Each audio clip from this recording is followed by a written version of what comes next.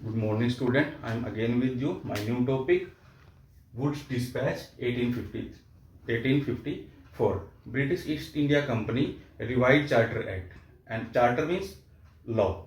तो after 25 year जो है ये चार्टर एक्ट जो है वो रिवाइज होता था, और इस बार ये जो चार्टर एक्ट है 1853 के अंदर रिवाइज हुआ। उसके बाद एक कमेटी फॉर्म की गई इसको रिवीजन के लिए। तो उस कमेटी के जो ड्राफ्टिंग कमेटी के जो चेयरमैन थे वो चार्ल्स वुड थे, इसीलिए इनको वुड डिस्पैच के नाम से भी जाना जाता है, और इसको इंडियन एजुकेशन का मैग्ना कार्टा भी कहा जाता है।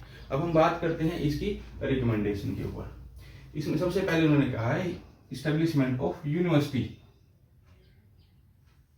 इन्होंने बॉम्बे, कलकत्ता और मद्रास के अंदर यूनिवर्सिटी की इस्टेब्लिशमेंट की बात की थी, और यूनिवर्सिटी के अंदर जो है वो चांसलर, वाइस चांसलर या अदर स्टाफ की अपॉइंटमेंट की बात भी की कि वो यूनिवर्सिटी जो है कोर्स ऑर्गेनाइज करेगी, एग्जामिनेशन कंडक्ट करेगी, और जो है वो डिस्ट्रीब्यूशन ऑफ सर्टिफिकेट्स होगा। उसके बाद ये कहते हैं public information department, establishment of public information department की ईच प्रोविंस जो है वो एक पब्लिक इंफॉर्मेशन डिपार्टमेंट जो है वो इस्टेब्लिश करेगी, और उसके अंदर जो है डायरेक्टर और डिप्टी डायरेक्टर अपॉइंट करेगी। उसके बाद यहाँ कहते हैं provision for grant in add.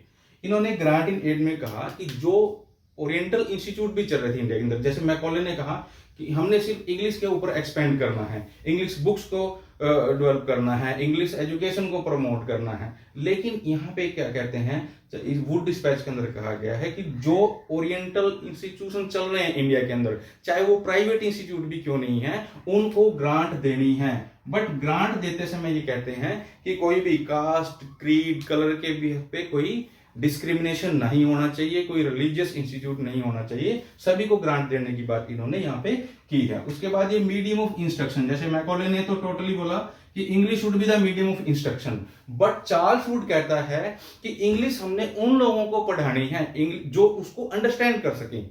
उन्होंने बोला कि जो इंडियंस हैं इनकी मदर टंग में इनको एजुकेशन दीजिए, बट हायर एजुकेशन में इंग्लिश को वो उन्होंने इंपॉर्टेंस दी है। बट मैकॉले की तरह एकदम से बायकॉट नहीं किया कि इनकी ट्रेडिशनल जो इंडियन लैंग्वेज है उनको प्राथमिकता नहीं देनी। इन्होंने यहाँ पे ट्रेडिशनल इंडियन लैंग्वेज को, चाहे वो अरबी है, फारसी है, हिंदी है, संस्कृत है, उनको इंपॉर्टेंस दी है।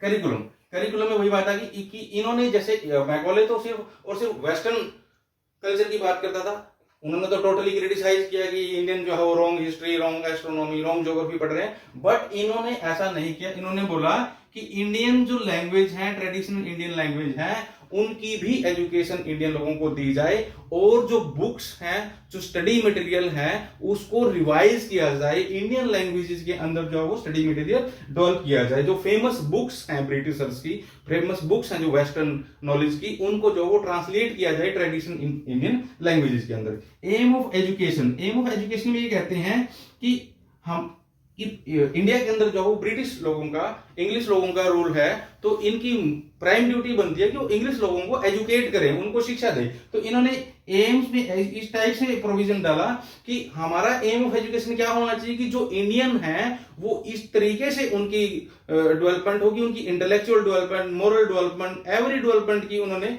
बात की, और उसी से रिलेटेड उन्होंने सारे सब्जेक्ट्स जो वो उसके अंदर डाले करिकुलम के अंदर। एम्फसाइज ऑन टीचर्स ट्रेनिंग, कि जैसे मैकॉले ने बोला था कि हमारे पास इंफ्रास्ट्रक्चर नहीं है, हमारे पास ट्रेन टीचर्स नहीं, उन्होंने फिल्ट्रेशन थ्योरी दी थी, लेकिन इन्होंने बोला, वुड डिस्पैच ने बोला कि हमने जो है वो टीचर्स ट्रेनिंग पे एम्फसाइज किया कि ईच प्रोविंस के अंदर एक टीचर ट्रेनिंग इंस्टीट्यूशन जो बनाना है, जो टीचर्स को ट्रेन करेगा, और इन्होंने टीचर्स की सैलरी की रिवाइज करने की बात भी की। Then next stress on female education, इन्होंने फीमेल एजुकेशन की तरफ ज्यादा ध्यान दिया। इससे पहले जैसे वो एडम वुड की रिपोर्ट आती है बंगाल की स्टडी को, उन्होंने बंगाल रीजन को पे रिपोर्ट दी है, 3 रिपोर्ट उन्होंने दी, तो उसमें उन्होंने पाया कि बंगाल के अंदर जो है वीमेन की कंडीशन जो है वो, इंडियन वीमेन की कंडीशन जो है वो एजुकेशन में काफी जो है वो डाउन पे है, वो स्पेशली मुस्लिम्स की। तो इन्होंने यहाँ पे क्या, फीमेल एजुकेशन को प्रमोट करने के लिए ज्यादा स्ट्रेस दिया, ज्यादा ध्यान दिया इन्होंने फीमेल एजुकेशन के लिए। टेक्स्ट बुक की बात यहाँ पे आती है कि इन्होंने रिवाइज टेक्स्ट बुक की बात की कि जितना भी हमारा वेस्टर्न लिटरेचर है उसको जितना ज्यादा हो सके इंडियन ट्रेडिशन लैंग्वेज के अंदर उसको रिवाइज किया जाए, नई टेक्स्ट बुक बनाई जाए, नया मैटर डेवलप किया जाए। नेक्स्ट ये कहते हैं ग्रेडेड इंस्टीट्यूशन की ये बात करते हैं कि हमें जो है प्राइमरी, सेकेंडरी और सीनियर सेकेंडरी लेवल के इंस्टीट्यूट स्टेब्लिश करने हैं, हमें ज्यादा से ज्यादा इंस्टीट्यूट बनाने हैं। वोकेशनल एजुकेशन की बात इन्होंने की कि इंडियन अगर पढ़े लिखे होंगे उनको वोकेशन से जोड़ने की बात की कि हम पढ़े लिखे लोगों को रोजगार देंगे। और एजुकेशन में इन्होंने इस तरीके से टेक्निकल एजुकेशन की बात भी की, मैनेजमेंट की बात भी की, लॉ एजुकेशन की बात की, तो इन्होंने वोकेशन से जोड़ा उस चीज को। एजुकेशन फॉर एम्प्लॉयमेंट, जब हम वोकेशन की बात कर रहे हैं तो एम्प्लॉयमेंट की बात आ जाती है भाई कि एजुकेटेड होंगे तो आपको रोजगार दिया जाएगा, आप जो है वो एम्प्लॉयमेंट होगी आपकी। Stipend facility for needy and poor people भी इन्होंने बोला कि जो नीडी स्टूडेंट हैं, चाहे वो किसी भी कैटेगरी से हैं, चाहे वो अमीर है चाहे वो गरीब है, और पुअर स्टूडेंट के लिए भी उन्होंने स्टाइपेंड की बात की। अवे फॉर प्राइवेट एंटरप्रेन्योर, इन्होंने बात प्राइवेट एंटरप्राइज की बात की कि जो भी ओरिएंटल इंस्टीट्यूट चल रहे हैं या जो भी प्राइवेट इंस्टीट्यूशन चल रहे हैं सभी को ग्रांट देने की बात थी, तो एक रास्ता उन्होंने इनको भी दिखाया। अब देखिए क्वेश्चन जो वो दो तरीके से आ जाता है, major recommendation of Wood dispatch या इसको हम मेरिट्स।